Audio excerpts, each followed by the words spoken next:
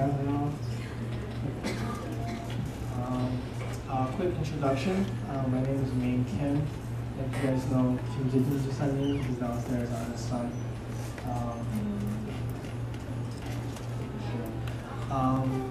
Real quick, I studied biology at Stony Brook University. I graduated and I also worked and went back to school. I was a journalist. I wrote for a magazine. And I also studied this at Stony Brook for 2 years. 네, 저는 죄송합니다. 많이 잘 못 들어서 왔기 때문에 네, 스터디브룩에서 2년 동안 공부를 하셨다고 한 거 들어서 네, 죄송해요. I know we're tight on time, so I'll just get started. This is our quick seminar, okay? And the biggest question is, what is adaptive aquatics? Adaptive aquatic therapy는 무엇입니까? But before I answer that, I want to briefly show 2 video clips of what Stony Brook education looked like for adaptive aquatics. adaptive aquatic에 대해서 말씀드리기 전에요. 2가지 비디오를 보여드릴 겁니다. At first glance, one might see Stony Brook students swimming in the Pritchard Gymnasium pool, but a closer look shows a program that has continued to impact many lives over the last 44 years. The Adaptive Aquatics program trains students to become lifeguards and helps provide a rare opportunity for people with disabilities. Most of the participants here today have been here for a very long time, and these are people who have suffered traumatic injuries, traumatic brain injuries, spinal cord injuries. We have a lot of children with autism, we have a Down syndrome, Duchenne's muscular dystrophy, and we have people with spina bifida. So we have a wide range of disabilities from children to adults. For 2 hours a week, certified lifeguards and students taking the lifeguard program play sports and provide physical therapy for nearly 40 patients. It's a life activity, swimming is. It's great for cardiovascular function. It's great for respiratory function. It's great for motor coordination. And a lot of disabilities need those things to be worked on. Each patient is assigned 2 to 3 lifeguards that make sure the individual is safe while making progress physically and verbally. Irene Ramos says that her son is nonverbal after developing autism when he was only a year old, but she believes that the program has helped him open up. For the first year he was fine, he hit all the right milestones, and then about a year and a half I noticed, because I had them really close together, him and his sister, and he wasn't hitting the same milestones and he kind of just left us. And actually in the water is when you see him really come to life. Although the program may not cure the disabilities affecting dozens of patients that attend each night, it's a chance for these patients to swim and make new friends. For Stony Brook University, I'm Sean Brown.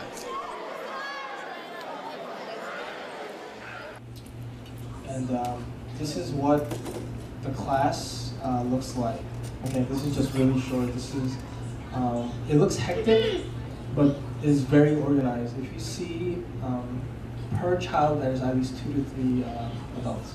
이거는 그룹 세링인데요. 여기 딱 비디오를 보시면 굉장히 복잡하다고 느끼실 건데요. 그렇지가 않고요. 아이들 한 사람에 선생님 2명에서 3분이 같이 함께 하고 있다고 보시게 되죠.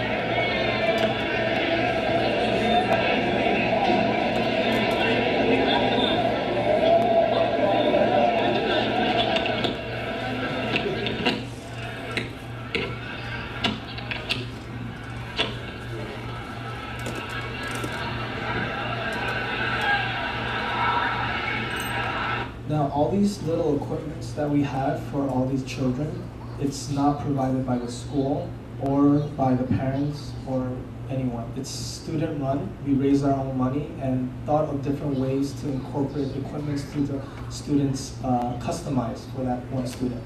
여기 지금 여기서 사용하시는 모든 도구들은요, 어디서 파는 것도 아니고 어디서 살 수 있는 것도 아닌데요. 여기 이제 그 adaptive aquatic 하시는 그 선생님들께서 그런 장비를 사서 아이에 맞게끔 이거를 이렇게 다 이렇게 짜여지고 만드는 거라고 합니다. As you can just briefly see, that one student in the box, he has spina bifida, and he has physical ailments. And you'll see there are blind people, there are deaf people, there are autistic people, there are a whole array of 40 to 50 people. 아까 그 박스 안에 있던 아이 남자는요, 스타일이나 지체장애 아이고요. 근데 여기 보시면 앞을 못 보는 아이들도 있고요, 자폐증 있는 아이들도 있고, 또 여러 가지 장애가 있는 아이들이 굉장히 여러 장애 아이들이 많이 있습니다. So I think that's a good general picture about how I was educated. 이거는 그냥 메인 선생님이 어떻게 교육을 학교에서 받았는지 그냥 교육을 하십니다. Stony Brook University defined our licensing as using water as a medium for rehabilitation, a great variety of muscular, neuromuscular, and neurological problems. 네, 스터디 그룹에서는요, 물을 사용을 해서요 아이들의 근육 발달하고 그리고 또 신경적인 면들 그리고 또 그 다른 재활에 필요한 것들을 제공을 해주는 걸로 adaptive aquatic을 구성하고 있습니다. So we're back to what is adaptive aquatics. It's still a big question.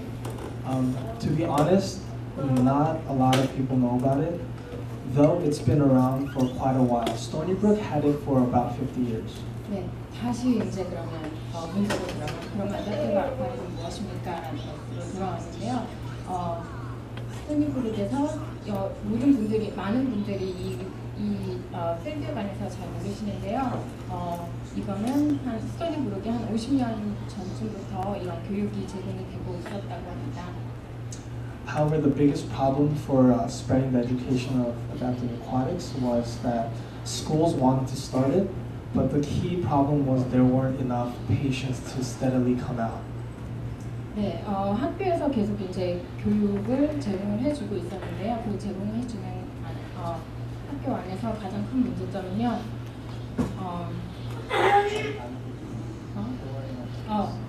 아이들이 그러니까 치료를 해줄 수 있는 아이들이 많이 없었기 때문에 그게 좀 문제점이라고 했습니다. So while I was studying at Stony Brook for 2 years, I was assigned to a 16, she was 16 now, 17-year-old girl named Kristen Kelly. 메인 선생님이 스토니 브룩에 2년 동안 공부를 할 때요, 크리스틴 켈리라는 여자아이한테 어사인을 받았다고 합니다. She has from the spectrum of autism towards the most severe side. 자폐가 있는 아이였는데요, 조금 많이 안 좋은 쪽에, severe한 쪽에 있었습니다.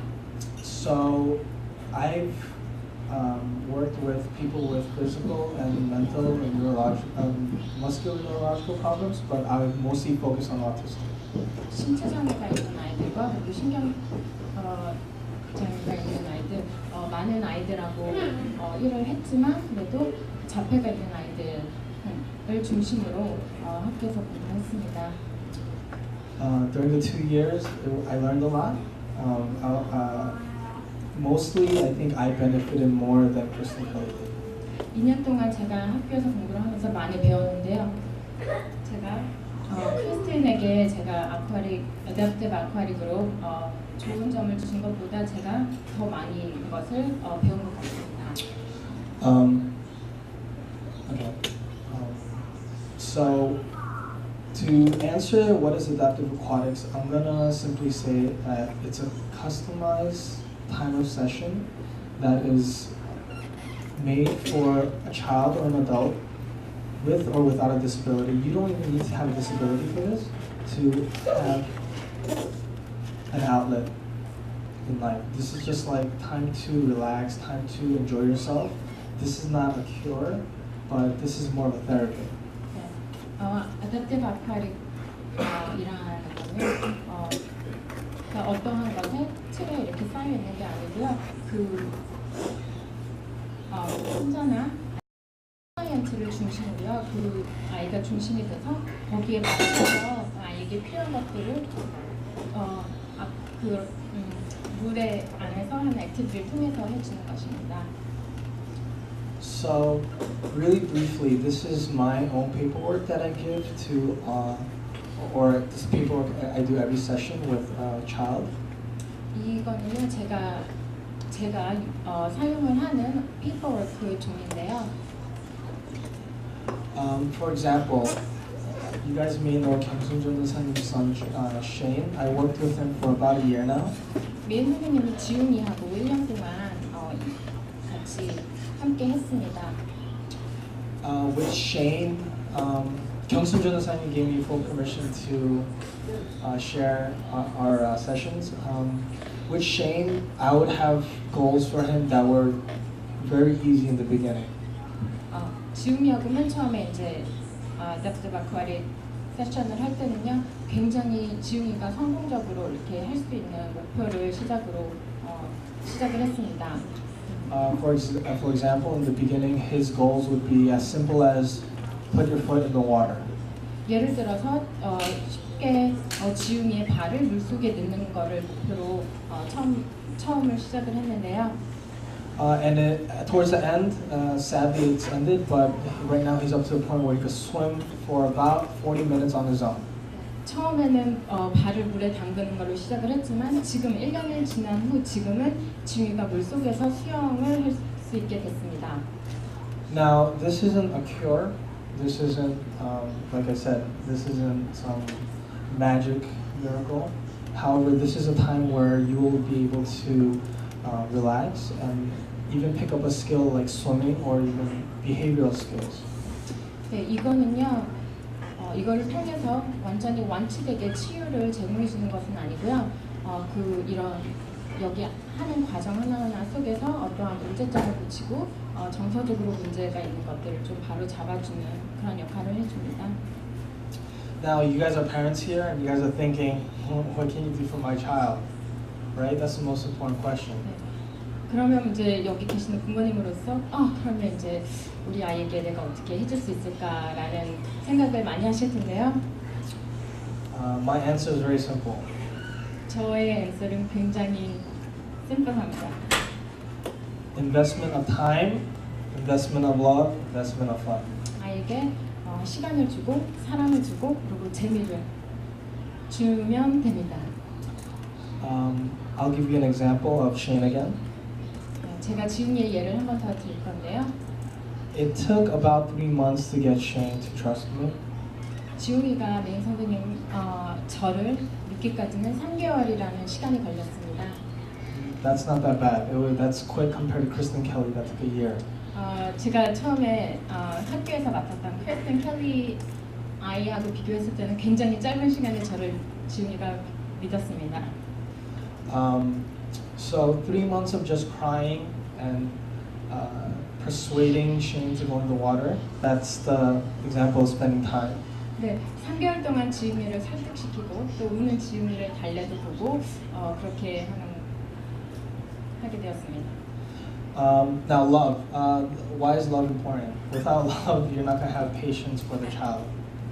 사랑이 없으면 아이의 그런 문제점들을 이렇게 보듬어 줄 수 없기 때문에 사랑이 필요합니다. And I'm pretty sure you parents here fully understand that you need patience for your kids. 네, 저는 여기 계신 부모님들이 아이에 관해서 사랑이 있다는 것을 확신합니다. Now fun. I incorporate fun because kids without fun, they're not going to do it.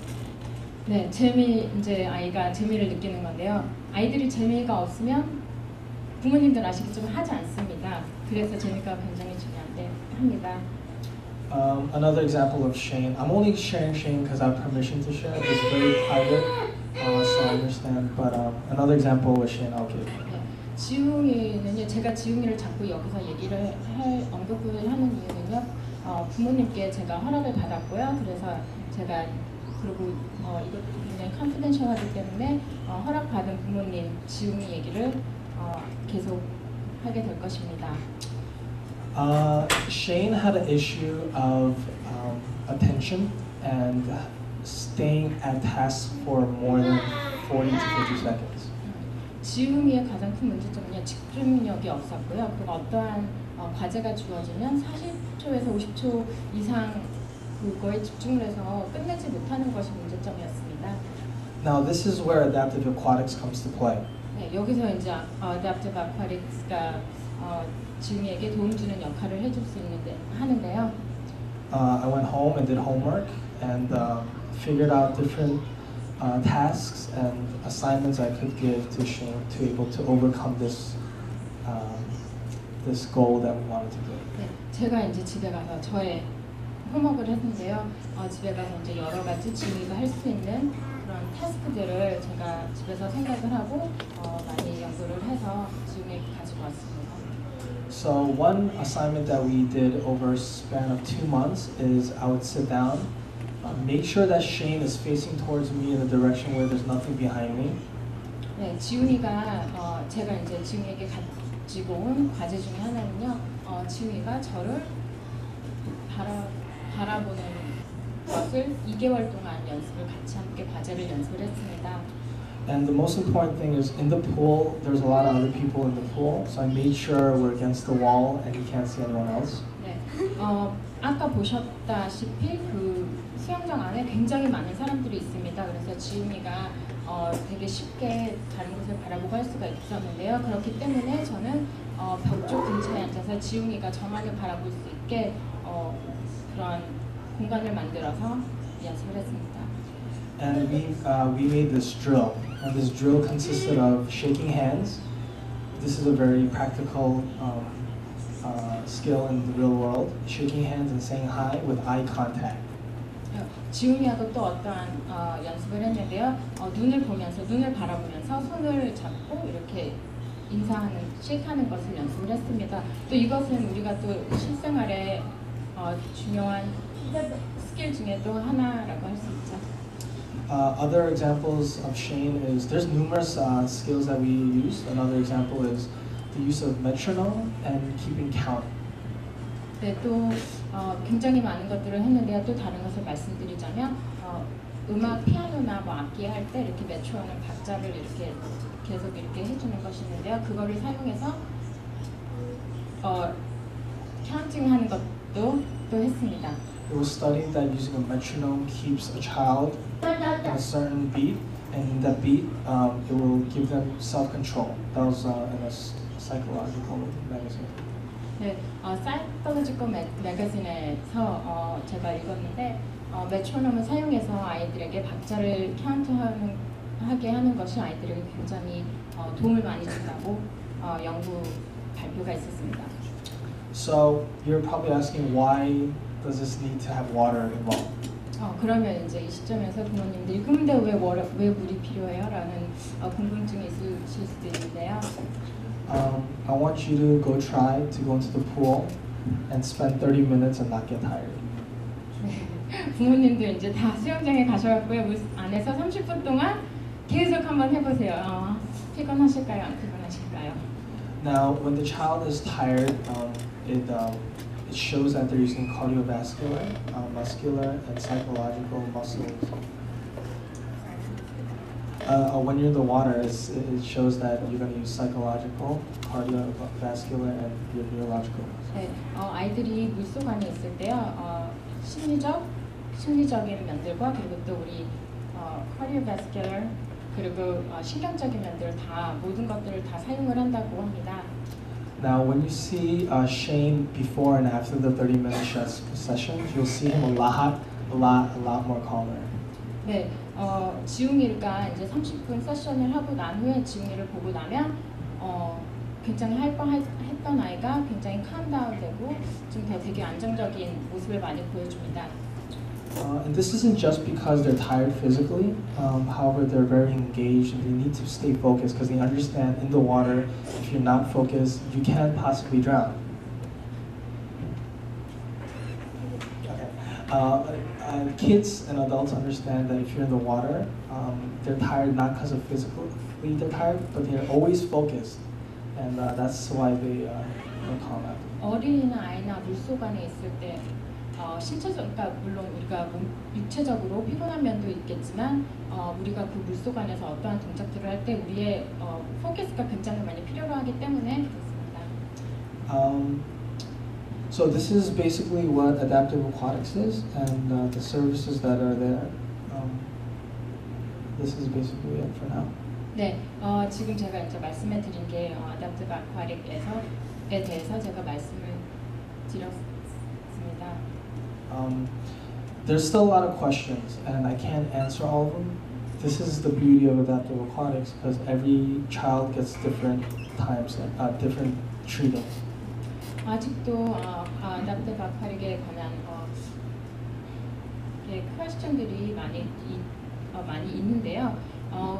제가 봤을 때는 그것이 이 아쿠아릭 테라피의 좋은 점이라고 생각을 합니다. 왜냐하면 아이에 맞춰서 그 아이에게 필요한 것들을 저희가 직접적으로 만들어내고 생각을 해내서 해주기 때문입니다.